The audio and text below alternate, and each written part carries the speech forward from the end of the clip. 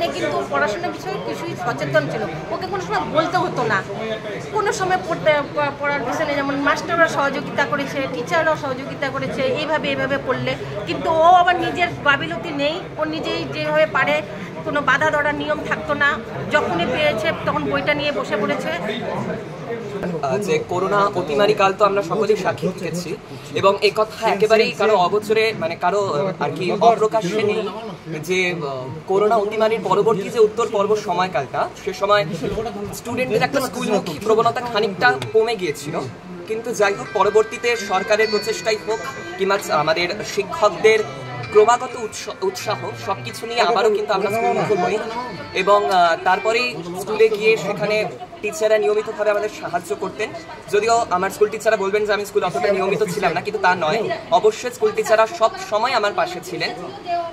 তারা সবসময় আমাকে উপদেশ দিয়ে গেছেন এবং বলে গেছেন যে আগামীতেও অবশ্যই সাহায্য করে যাবেন। সুতরাং এইভাবে আমি ভাব করি না যে স্কুলদের আলাদা ভূমিকা রয়েছে, আমি মনে করি এটা একটা যৌথ ভূমিকা, যার মধ্যে প্রত্যেকেরই একটা গুরুত্বপূর্ণ অবদান আছে। যারা মাধ্যমিক দেবে তাদেরকে একটা কথাই বলবো যে কনসেপ্ট গ্রো করতে হবে, কেবলমাত্র মুখস্থ করলে চলবে না। আমাদের সময়ের যদি প্রশ্নপত্র দেখা হয়, এখানে অনেক কিছু কনসেপ্ট বেসড ছিল, সেক্ষেত্রে টেক্সট খুঁটিয়ে পড়া তো আছে, তার সাথে কিছুটা সহায়িকা বই যেমন আমি ফলো করছিলাম সেটাও করা যেতে পারে। লিখে অভ্যাস করাটাকে একটু গুরুত্ব দিতে হবে। আর সবচেয়ে বড় কথা, কৌতূহল তোমাকে শেখাবে যে কি করে জিনিস জানতে হয়, সুতরাং সেই জ্ঞান পিপাসা বা তৃষাটাকে বাড়াতে হবে, এটাই আমার উপদেশ।